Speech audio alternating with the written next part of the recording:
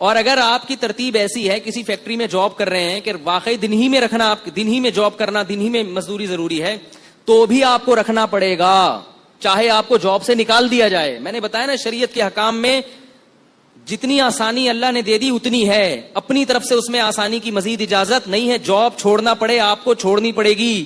Job کوئی ایسا عذر نہیں ہے جس کی وجہ سے روزہ رکھنا آپ کے لیے, روزہ چھوڑنا آپ کے لیے جائز ہو جائے.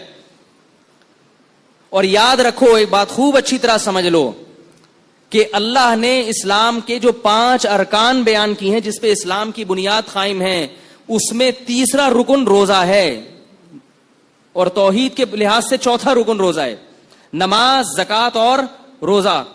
اور یہ بات یاد رکھو کہ دنیا میں کسی حکومت کے قانون کو توڑنا اتنا بڑا جرم نہیں ہے. اس کائنات کے بنانے والے کے حکم کو توڑنا بہت بڑا جرم ہے, جس پر اس نے بہت بڑی سزا رکھی ہے.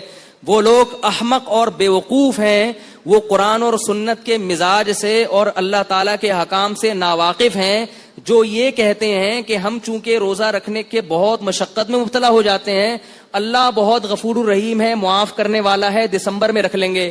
ایسا نہیں ہے. اللہ نے غفور اور رحیم اپنے آپ کو ایسے لوگوں کے بارے میں قطعاً نہیں کہا. اللہ نے اپنے آپ کو غفور اور رحیم ان لوگوں کے بارے میں کہا ہے جن سے ماضی میں گناہ ہو گیا, اب وہ توبہ کر کے اپنی اصلاح کر رہے ہیں اور رمضان کے روزے یا جو ارکان اسلام ہیں ان کو پابندی سے ادا کر رہے ہیں. اللہ کہہ رہے ہیں ان کے بارے میں غفور الرحیم ہوں, پچھلی خطائیں معاف کر دوں گا. جو اللہ کو غفور الرحیم سمجھ کے گناہ کر رہا ہے اس کے بارے میں اللہ نے دھمکیاں دی ہیں, قل لعبادی انی انا الغفور الرحیم وان عذابی هو العذاب العلیم, میرا عذاب بہت دردناک ہے. یہ بات خوب اچھی طرح سمجھ لیں, اللہ ایسے لوگوں کے لیے غفور الرحیم نہیں ہے جو رمضان کا روزہ چھوڑ دیں. اللہ ایسے لوگوں کے لیے عزیز ذو انتقام ہے, زبردست انتقام لینے والا, اور اس کا حق ہے کہ وہ آپ سے انتقام لے. کیوں؟ اس نے سارے سال آپ کو پورے سال آپ کو کھلایا پلایا, اتنی نعمتیں دی اس نے. ہم اگر صرف خوراک پر غور کریں, خوراک پر کتنا کھاتے ہیں, کھا کھا کے بیمار ہو جاتے ہیں, کیا اس کا یہ حق نہیں ہے کہ وہ 1 مہینہ صرف دن کی روشنی میں آپ پر کھانے کی پابندی لگا دے, اور آپ کہیں گے نہیں میرے لیے یہ عمل بہت مشکل ہے, وہ عذاب دے گا اس پر. اس میں یہ دماغ سے نکال دیں کہ اللہ کی رحمت کی امیدیں لگا کے بیٹھ جائیں کہ میں مزدور ہوں, میں یوں ہوں, میرے سے ہوتا نہیں, میرے تو یہ کرنا ہے, میرے تو ڈرائیور ہوں, میں تو. پچھلے سال دبئی میں ایک صاحب آئے, انہوں نے کہا میں ریگستان میں کام کرتا ہوں, دبئی کی گرمی اور ریگستان,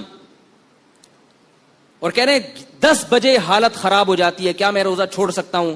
میں نے کہا روزہ بولو بھائی, نہیں چھوڑ سکتے, نہیں چھوڑ سکتے. کہہ رہے ہیں جاب جائے گی, میں نے کہا جائے جاب.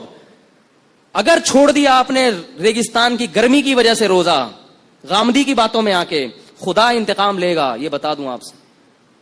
ایسا نہیں ہے, دنیا میں کوئی حکومت ایسی نہیں ہے جو قانون بنائے اور پھر کہے جس سے دل چاہے عمل کرے, جس کا دل چاہے عمل نہ کرے. آرمی میں دیکھا آپ نے کہ صبح آپ اپنے آفس پہنچے اور شلوار قمیض میں پہنچ جائیں, آپ بولے ایکچولی میری پینٹ کیونکہ دھلی ہوئی نہیں تھی, میری شرٹ کیونکہ دھلی ہوئی نہیں تھی, آرمی والے نکال دیں گے باہر, آپ کو بولیں گے آپ کو پریڈ میں کھڑے ہونے کی اجازت نہیں ہے. آپ کہیں اصل میں یوں تھا, آپ کو کہ جاؤ دفعہ ہو یہاں سے, بھاگو یہاں سے, اجازت نہیں ہے آپ کو گھسنے کی. اس لیے کہ آرمی کا ایک ڈسپلن ہے. ہاں, جس میں ڈسپلن نہیں ہوتا کوئی, وہ خود ہی اس کو اپنے حکام کی اہمیت نہیں ہوتی, وہ کہتا ہے یوں کر لو تو یوں کر لو, جیسے مرضی کرو. تو یاد رکھو آرمی کی اتنی طاقت نہیں ہے, آرمی کا اتنا ڈسپلن نہیں ہے جتنا اس کائنات کو چلانے والے کا ہے. اس نے جب ایک قانون بنا دیا تو وہ پتھر پہ لکیر بن گیا ہے. اب آپ کو روزہ رکھنا پڑے گا. اگر آپ نہیں رکھتے اللہ کو غفور الرحیم سمجھ کے, تو اللہ کے عذاب کے لیے تیار رہو. پھر عذاب کے, اللہ نے قوم عاد اور قوم سمود کو تباہ و برباد کیا, اللہ نے قوم لوط کو تباہ و برباد کیا, اللہ تعالیٰ نے فرعون کو تباہ و برباد کیا. اور ان سب میں قدر مشترک چیز کیا تھی؟ نبی کے حکم کی نافرمانی, اللہ کے حکم کی نافرمانی.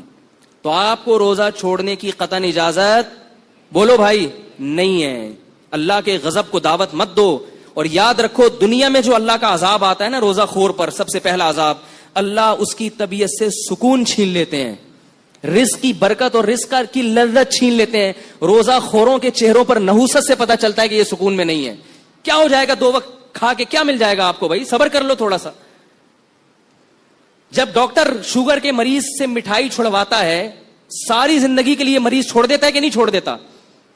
اللہ آپ سے کچھ بھی نہیں چھڑوا رہا, صرف صبح صادق سے لے کے غروب آفتاب تک پابندی کا حکم دے رہا ہے.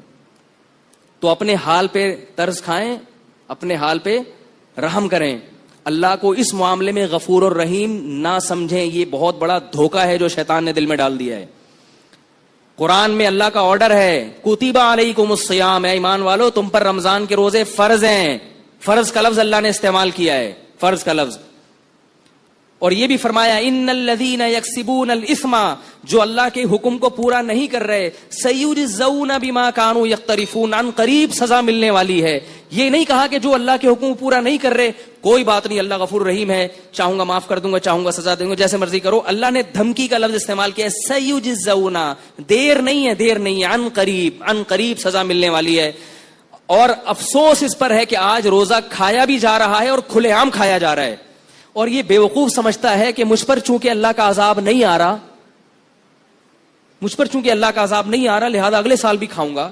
تو میرے بھائی لوط علیہ السلام کی قوم پر بھی اللہ کا عذاب اس وقت نہیں آیا جب لوط علیہ السلام اس قوم کو سمجھا رہے تھے. قوم عاد پر بھی اس وقت اللہ کا عذاب نہیں آیا جب قوم عاد کو ان کے نبی سمجھا رہے تھے. سنستدرجہم من حیث لا یعلمون، اللہ فرماتے ہیں ہم ان نافرمانوں کو ایسے ڈھیل دیں گے کہ ان کو پتہ بھی نہیں چلے گا.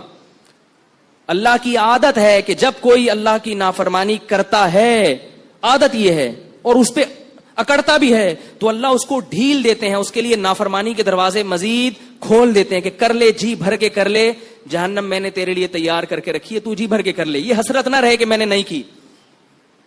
تو دنیا میں بھی اللہ کا عذاب آتا ہے، تبھی آپ دیکھیں سکون ختم ہو گیا زندگیوں سے، کھا کھا کے مسٹنڈے بن گئے ہیں، بریک ہی نہیں ہے، منہ کو لگام ہی نہیں ہے. ایک چھوٹی سی بات بتا کے بیان ختم کرتا ہوں. ایک بہت ہی کھاؤ پیو والا آدمی کسی کمپنی میں گیا، مینیجر بننا تھا. تو ایک شخص نے اس سے کہا تمہیں اپنے منہ پہ کنٹرول نہیں ہے، تم امپلائیز پہ کنٹرول کیسے کرو گے؟ تو یاد رکھو جس آدمی کو اپنے منہ پہ کنٹرول نہیں ہے نا، ہر وقت بکریوں کی طرح کھاتا رہتا ہے، وہ دنیا میں کوئی بھی کام نہیں کر سکتا. تو چھوڑ دو اللہ کی خاطر. لوگ یہ کہتے ہیں ہم سے پڑھائی نہیں ہو رہی، بوریت ہو رہی، سوتے ہوئے گزار دو، کوئی مسئلہ نہیں ہے، کھانے کی اجازت نہیں ہے. ہاں رمضان کو کوشش کریں کارآمد بنائیں، نہیں سوئیں.